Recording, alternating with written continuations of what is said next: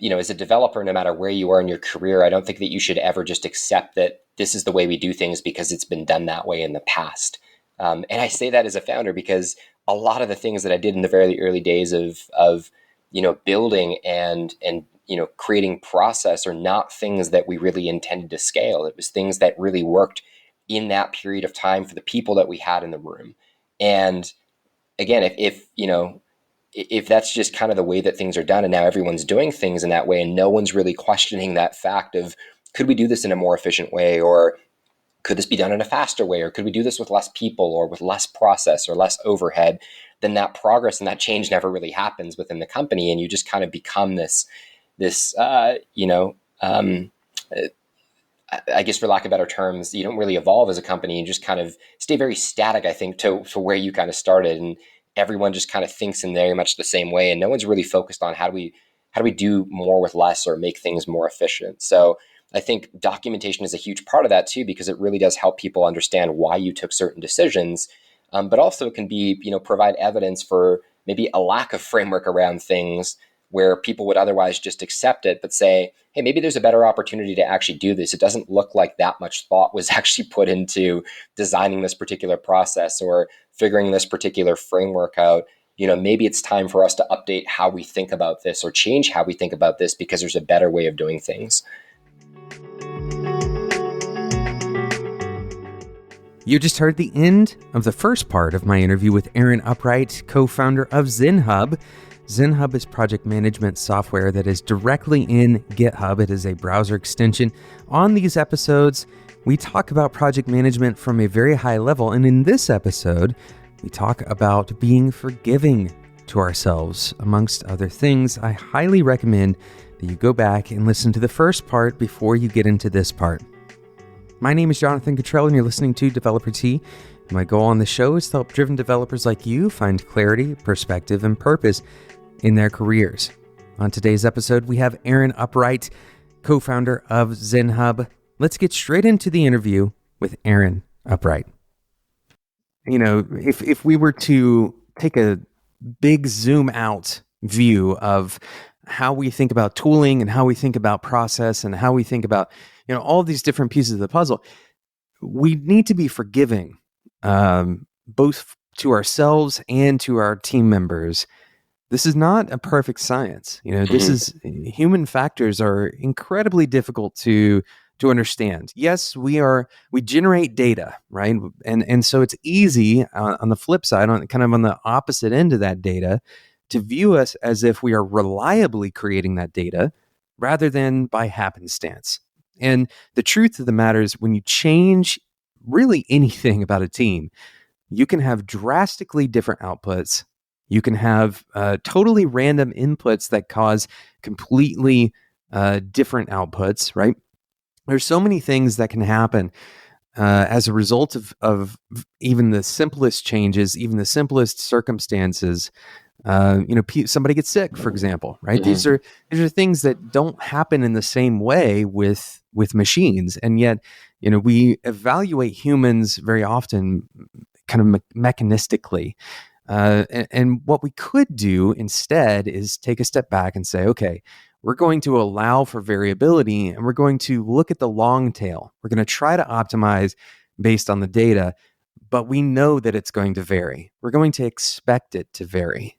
This is a much healthier way, and it keeps you from over-tuning on those responses and jerking your process all over the board, and instead focus on how can we create the healthiest place, the healthiest environment for our developers to work in, and then kind of sit back, right? And let things kind of grow, wax and wane. Mm-hmm. They're going to increase, they're going to decrease. Some weeks are going to be better than others, and we have to be forgiving in those environments.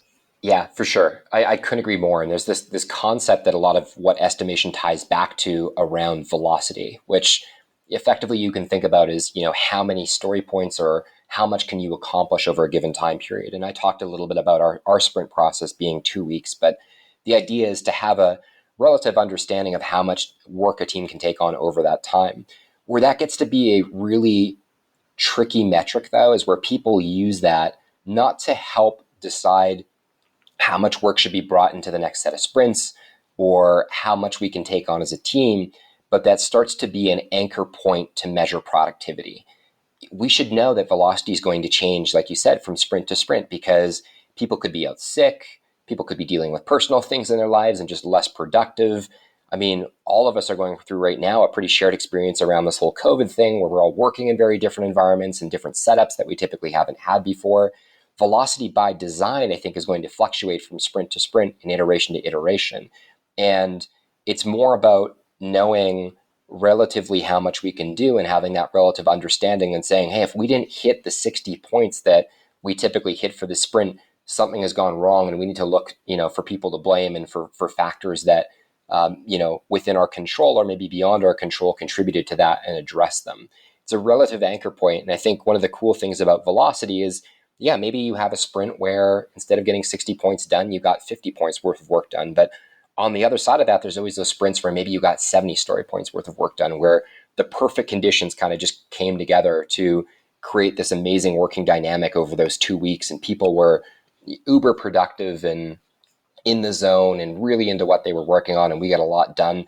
That variability happens all the time. And so again, I think if teams are using that metric, like you said, it's not about holding them accountable to that specific number of points, but using that as kind of a framework or a reference for how much we should be taking on over time, knowing though that is oftentimes not always going to be the case. And there's things that are going to happen in our lives and things that are going to happen in our working lives that kind of prevent us from doing that. So, and Yeah. this is maybe a slight tangent, but I think one of the most powerful aspects of this whole COVID experience for me is that, like you said, it's humanized a lot of things that I don't think really had that human element in that aspect before. And what I mean by that is that personally, and I know for a lot of people, that they've been way more considerate of the interactions that they've been having with other people, because I think it's easier than ever to kind of empathize with what people are going through. And it's really forced me, I think, to think about the interactions that I have with people in a different way.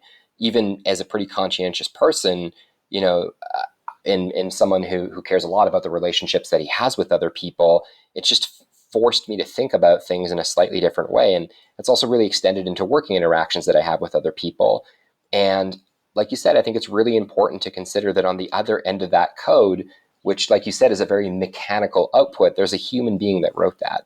And knowing that people are going through a lot of different changes, some more than others, really puts things in perspectives and really helps, I think, frame the way that we communicate with people, the tone of that communication, the patience that we have with other people. And so I think that has been a real, if you can find kind of a silver lining of all of this, for me, something that's really helped humanize a lot of the aspects of work and kind of remove just the, hey, we all show up for work every day, get our things done, and then kind of go home. It's never really been the attitude, but at least for us, but it's really now something I'm conscious of how are people thinking and reacting in this moment? What are they going through? What are they stressed about outside of work or outside of the situation? How is that going to impact our velocity or our productivity?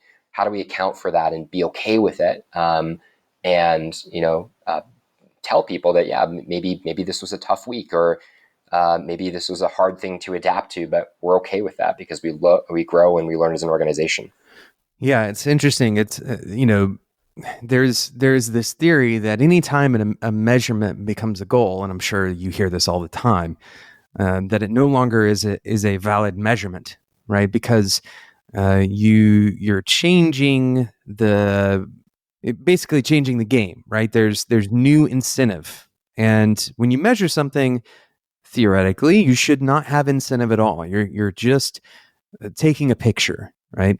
But when you try to take a picture in such a way that it comes out looking like a particular thing, well, now that measurement has been distorted, or it has the likelihood, a higher likelihood of being distorted. And so this is one of the ways that you could think about planning with, whatever you want to use, the points or the t-shirt sizes, whatever the thing is that you're counting up and you're saying, okay, this is how much work we got done. The moment that you start changing that conversation, I would say, you say, we got 60 done last week, we're going to do 65 this week. Well, now there is a lot of new information, right? The engineers are now potentially, they're going to, as a very simple example, and not necessarily, with some malintent, right? they might start inflating their estimates so that 65 is easier to hit, right? Maybe Mm-hmm. they are actually maxed out. On the flip side, you might actually see those estimates start to get smaller and smaller, so that when you say, "Hey, let's try to get better next sprint," it's easier to get better, right? Yeah, I completely agree with that. I think there's always that opportunity, and even if it's not with malintent, to kind of gamify the scenario of trying to get to that level. And I think where this gets really disruptive for teams too is where you focus more on the points that you're trying to get accomplished than on the actual work that you're doing. And what I mean by that is, are you actually working on the most meaningful things that are going to move the business forward and actually, contribute to your end goal? Or are you just picking up things because you know you can accomplish the points in a given sprint and hit your velocity, right? Meaning that, are we leaving really important bugs on the table, or like really important pieces of technical debt that we're actually neglecting that are going to really hurt us later on? Or even, are we focusing on those things at the expense of building new features that actually enhance the experience for our users, just because we know that we can get those points done and it'll look good and we'll be able to hit our velocity? At the end of the day, that's not really what we're trying to do here. We're trying to build a great product, or so many of us are trying to build great products or build great experiences or build great solutions that people use and provide value. And if we're just focused on, yeah, we hit our points, I think it kind of ignores that aspect of, yeah, but is what we built actually valuable to our users? And did we actually ship something of user-facing value in this sprint? Or did we just go through and just kind of hit our point total and, yeah, we're happy with that because we can check that box of meeting our velocity and hitting that metric. We're going to take a quick sponsor break, and then we'll get back to the interview with Aaron Upright. Today's episode is sponsored by Red Hat and Command Line Heroes. Command Line Heroes is an original podcast from Red Hat about the people who transform technology from the command line up, and it has returned for an all-new season. It came out on July 14th to explore the job of being a coder. Author Clive Thompson joins host Saron Yitbarek to share his insight from over 200 interviews with coders for his latest book. This 3-episode mini-season will cover the many paths to a coding career, where coders work, and what coders expect from each other. Past seasons have ranged from the history of open source to the origins of popular programming languages, and most recently, the creation of revolutionary hardware. Head on over to the podcast platform of your choice, for example, the one you're using right now, to listen and subscribe to Command Line Heroes. Aaron, thank you so much for taking time to talk about this with me today. I really appreciate what you're doing and the product that you're building, making developers' lives a little bit easier and lowering the number of places that we have to go to be able to be productive. It's incredibly helpful. I have a couple of questions that I'd like to ask you before we wrap up here, and it's questions that I ask everyone who come on the show. The first one is, what do you wish more people would ask you about? Yeah, it's a good question. Internally, and this is something I think our team does pretty well, but I wish they would ask even more about our customers, our revenue, our business, and how it's going. I think a lot of leadership teams try to shield developers from the business side of things. And I think that's really wrong, because to me, that kind of sends the message to developers that, hey, you're here to build features, execute on our roadmap, not build a business. And I really love it when our developers come to us and say, why are we doing this? How does this connect back to our mission? Or how does this connect to the vision that we have? Or, hey, I disagree with what we're building here or how we're building it. So I would encourage more developers out there to ask questions of the business. And I wish more people, even at ZenHub, would ask me about the business, on a week-to-week basis. I guess externally, I think about that question. What more people would ask me is just how things are going or how you're doing. I think there's a lot of ups and downs in building a business, and we all have good days and bad days. And I used to be incredibly business focused. Like, I'd show up at a one-to-one and just launch into the agenda without taking time to ask people how they were doing, how they were feeling in that moment, how their week was going. And when I started doing that, it really changed the tone of the conversation, because you're giving people the opportunity to kind of say, hey, it's actually been a tough week. I've been dealing with this thing at home, or this personal thing, or been really struggling to try to find the time to do this, and putting this off in my personal life. And that's, now spilling over into my work life and my ability to get stuff done. So just acknowledging that and giving people the opportunity to talk about how they're doing kind of changes the conversation. And I've tried to get better at doing that myself. So I think that's something I'd recommend more people just maybe ask, and something I wish more people asked me too. So Yeah, absolutely. That actually brings me to another question that I had on my list for you, and I suppose it's completely relevant to ask you this. What was a moment on your path where you felt like you had no idea what to do next? You didn't know what was coming next. Maybe you felt like, maybe I'm going in totally the wrong direction. You're in the dark in a lot of ways, and perhaps even it was personally difficult in that moment for you. Do you have a story about that kind of moment?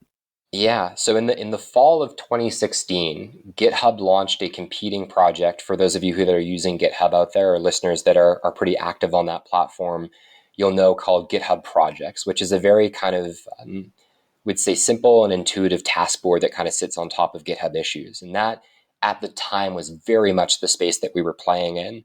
And it was really difficult. We found out about the feature 2 weeks before it was going to launch at an annual user conference.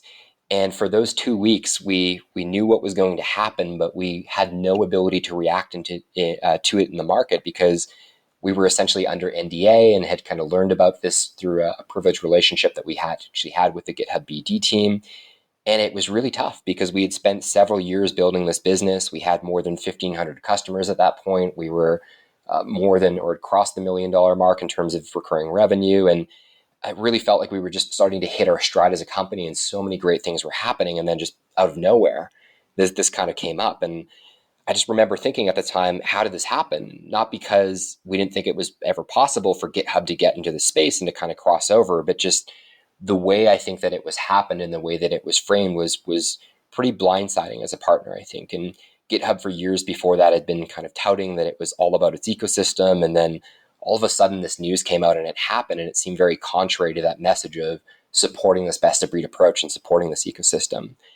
I think another really tough thing about that too is that there's a lot of people that we worked really closely with at GitHub, in the business development side of things as well, that were kind of the last to find out about this. And they fought really hard for us, but by the time they knew about it, it was already something that was committed to, it was built, and leadership at the time was really convinced that they wanted to launch this. And there was nothing that either side could really do to stop that. And I could tell for them that that was a really hard conversation, because they got a bit blindsided internally about it as well, and had to come to us and kind of be the bearers of bad news in all of this. And it was a particular low point too. I remember thinking, and wondering how our customers would react. And it was frustrating for me because I think it really did confuse our customer base, and we'd worked really hard to kind of build that and listen to what people wanted to hear, and build that into our product. And then overnight, it seemed like we had a ton of people coming to us with questions, and kind of, with not necessarily being confident about where we were going in the space, and not really questions that we had good answers for. And as a founder, that doesn't really feel good. And the other side of things, I felt kind of bad for the product team at GitHub too, because I could tell that they'd obviously spent a lot of time building this. I think they expected that more people would use it, but it really wasn't close from a feature capability to what some of the other products ours included in the space could offer. And so it wasn't really used, and it was just kind of this perfect storm of being really disruptive to our business, but not very additive, I think, to their business at the time. And a lot of uncertainty around that point. But I guess to end on a more optimistic note, as with so many things, time does heal a lot of things. And when I look back, there was a lot of, I think, systemic challenges with GitHub during that period of time in their company. And it's funny now looking back on it, because I think that actually GitHub projects ended up playing a huge role in the growth and future success of our company. And it did a lot actually to educate people on the space and bring awareness to this idea that you could actually manage a software project end to end using GitHub, that you didn't need a tool like Jira or Asana, or a separate place to go off and do that. And what I think we often find find happens now is that projects becomes kind of this on-ramp for ZenHub, where you get started with that, you get kind of used to this feeling of managing a project inside of ZenHub. And then when that project gets more mature, managing a project in GitHub, I should say. And then when that project gets more mature, you start to look for other tooling around that. And anecdotally, I think about now a third of our customers that are coming in have actually had some experience with GitHub projects and have tried that, and realized that they really like that approach, but they need something that's a bit more powerful. a tool that can bring in that concept of estimation and help them measure their velocity and help build a roadmap. Um, so yeah, I think kind of tying it all together, that was a difficult time, but led to a lot of really powerful learnings and actually got us to a really powerful place as a company. And it's worth kind of mentioning, like, GitHub as well is a very, very different company today. And a lot of that turnaround started when Jason Warner, who's now their CTO, entered the picture and brought a huge sense of maturity to the leadership team and model at GitHub, and a ton of respect for Jason and what he did as a leader. And obviously Nat coming in to kind of supplement that has been phenomenal as well. So yeah, it kind of I guess from a low point to a high point, and I'm very optimistic now about the future working with GitHub going forward. But interesting story, I guess, from kind of the past in ZenHub and GitHub. Yeah, absolutely. And I think it's important to note that, engineers, we make things and products, product developers, we make things that eventually are likely to become useless. And this is one of those kind of difficult moments, right? Eventually, and the way that you can think about this is if you look back to, let's say, the 70s or the 80s, the kinds of things that software engineers were making then, today are a snap of the fingers, right? Like Mm-hmm. they probably were making calculators, right? Well, now that's not very useful, and those certainly don't exist anymore, at least in that form. And so it's likely, and it may not necessarily be in the near future. In fact, we may see as much success as we ever wanted to see, as we ever kind of set out to see for a given product. But eventually, all things will change and they'll be replaced. And so we have to accept that going in, that change is inevitable. Mm-hmm. And it can be a very jarring thing when that change comes earlier, or that challenge, even in your case, this feeling that, oh, wait a second, a lot of our work has just been challenged by this big company. How do we deal with this, right? Mm-hmm. Those kinds of challenges may not come when you expect them to. And Yeah. this can be incredibly difficult, personally taxing. It can be maybe the most underrated thing you can experience in this is the emotions that go along with it. You can be Mm-hmm. very angry that the universe lined things up in this particular way. But the truth is, if you look forward, like you have, obviously, and you recognize that change is inevitable, but we can respond to that change. We can dig in and find out, what do we do to adapt. That's really what growth is about. That's what it means. That's what it means to have a growth mindset, is understanding that change, you're not going to keep change from happening. Yeah. Right? Change is actually an opportunity. And so all of the control that we try to impose on the world, all of the things that we try to reduce the amount of change that's happening around us, is just going to frustrate us, right? But if instead we can use it as a springboard to the next thing, we're much more likely to succeed, much more likely to be at peace and experience those positive emotions of growth and excitement that we had, in the beginning.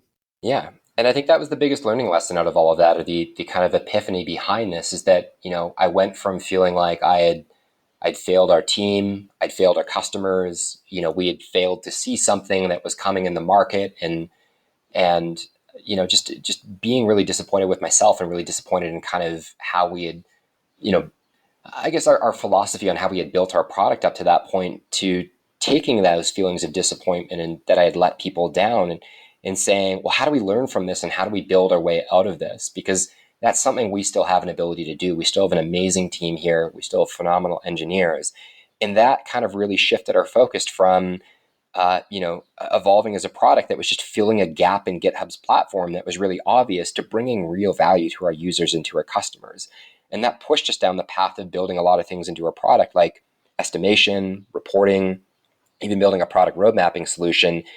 And it really pushed us to get opinionated on how we were building the product as well, and really kind of lit a new fire under everyone working at the company to really think about how we were differentiating in a much bigger way. And I think through that process, we ended up, like I said, building a lot of features and a lot of functionality, getting into certain areas and certain, territories that we maybe otherwise wouldn't have gotten into if we had just kind of stayed comfortable and stayed complicit in filling this gap that GitHub itself wasn't addressing in its product. And so like you said, that's kind of really, I think when you're faced with those moments, you can continue to be disappointed and frustrated and even angry, and feeling like you've kind of let everyone down, or you can use that as a pivot point to say, we still have a lot of great things going on here. We still have customers that trust us and value us and are going to support us through this. How do we turn this around and actually kind of see the forest through the trees here, that there's a bigger opportunity beyond just what we're doing today, and really start to focus more on that. And it also kind of helped us get more mature as a company as well, from just building, I think, what a lot of people looked at as a feature to building more of a platform and a solution on top of GitHub's platform. Yeah, absolutely. Aaron, thank you so much for sharing, obviously, that story and your time with me today. I have one last question for you while we wrap up. In 30 seconds or less, what advice would you give to developers of all backgrounds and experience levels? That's a good question. I think we're seeing this shift right now where every company in some aspect is becoming a software company, and developers are really at the center of that transformation.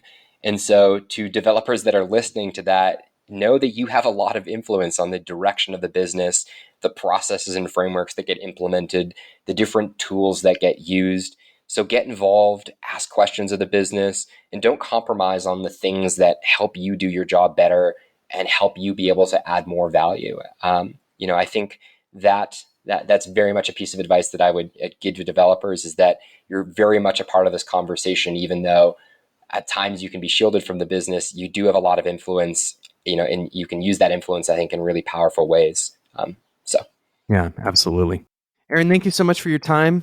I appreciate it. And what can people do to find out more about how ZenHub can help them with the things that they are trying to do with their project management, maybe change their estimation process? Where can they go? Yeah, if you're really interested in taking a look at the product, you can go to zenhub.com. You can either start a free trial or learn more about the product and more about our philosophy in terms of how we kind of see project management, and how we're a little bit different than maybe some of the other project management tools out there.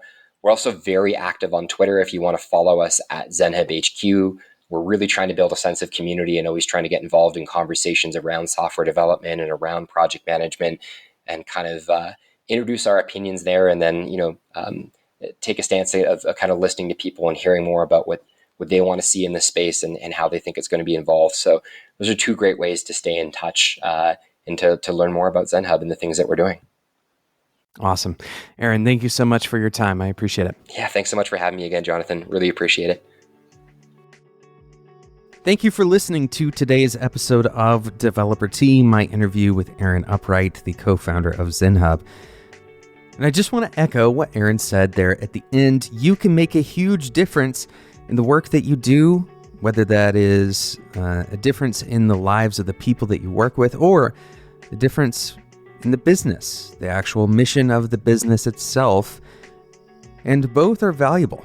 So I encourage you to find ways to make an impact wherever you are, whatever you're doing in your work today. After all, this podcast is for driven developers, specifically for driven developers, to help you find clarity, perspective, and purpose in your careers. And if you're not looking for those things, or if you're not looking to make an impact, then you probably are not looking for perspective. So I encourage you to look for the ways that you might make an impact. And it doesn't have to be in the ways that everyone else tells you. It doesn't have to necessarily be in the business. It doesn't necessarily have to be, in the code base. There are a lot of ways to make an impact, and that may be as simple as helping the people around you in extraordinarily kind ways. Thanks so much for listening to today's episode. Thank you again to today's sponsor, Command Line Heroes. Go and check out the wonderful new season on your podcast platform of choice. Just look for Command Line Heroes. This is the newest season. Thanks so much for listening. This episode and every other episode of Developer Tea can be found at spec.fm. Today's episode was produced by Sarah Jackson. My name is Jonathan Cottrell, and until next time, enjoy your tea.